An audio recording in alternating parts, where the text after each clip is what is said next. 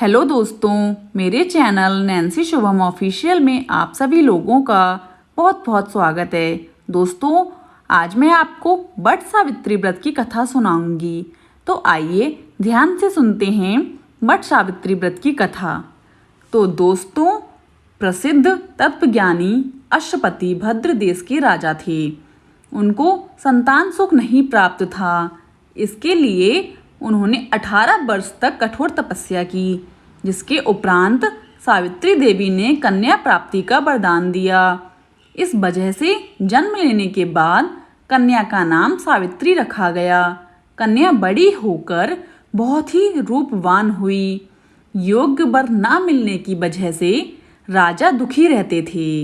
राजा ने कन्या को खुद वर खोजने के लिए भेजा।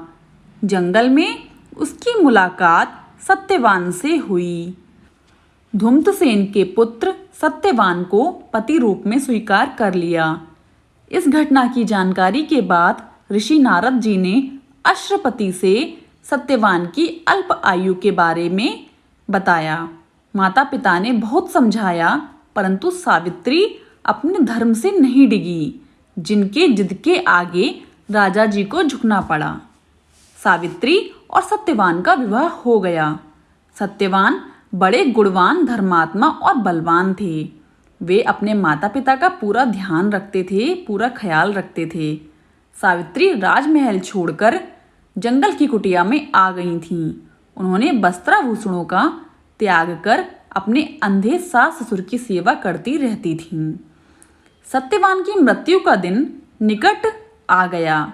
नारद ने सावित्री को पहले ही सत्यवान की मृत्यु के दिन के बारे में बता दिया था। समय नजदीक आने से सावित्री अधीर होने लगी। उन्होंने 3 दिन पहले से ही उपवास रखना शुरू कर दिया। नारद जी मुनि के कहने पर पितरों का पूजन किया।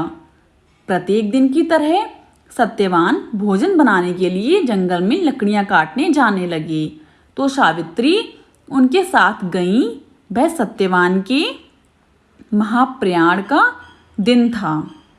सत्यवान लकड़ी काटने पेड़ पर चढ़े, लेकिन सिर चकराने की वजह से नीचे उतर आए।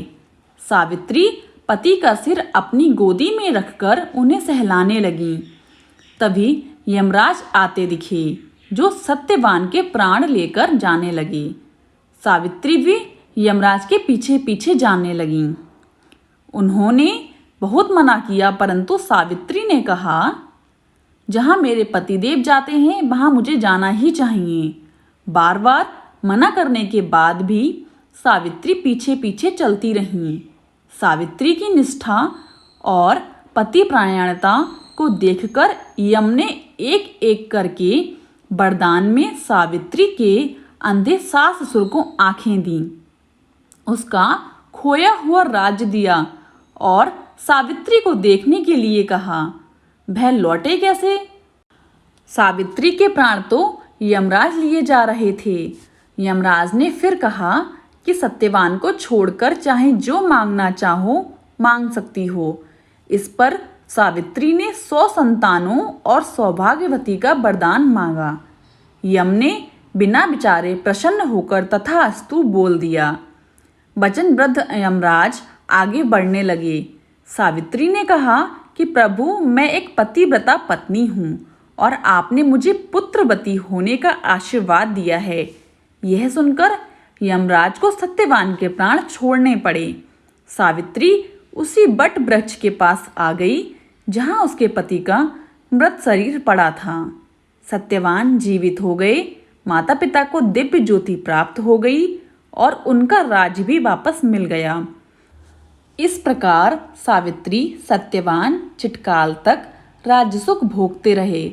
अतः पतिव्रता सावित्री की तरह ही अपने सास ससुर का उचित पूजन करने के साथ ही अन्य विधियों को प्रारंभ करें।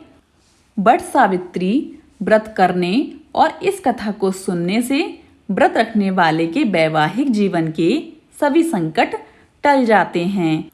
दोस्तों, ये थी वट सावित्री व्रत की कथा। तो दोस्तों, अगर आपको मेरी यह वीडियो पसंद आई हो तो मेरे चैनल को लाइक, शेयर एंड सब्सक्राइब जरूर कर दीजिएगा एंड कमेंट बॉक्स में मुझे कमेंट भी कर दीजिएगा। राधे राधे, जय श्री राधे।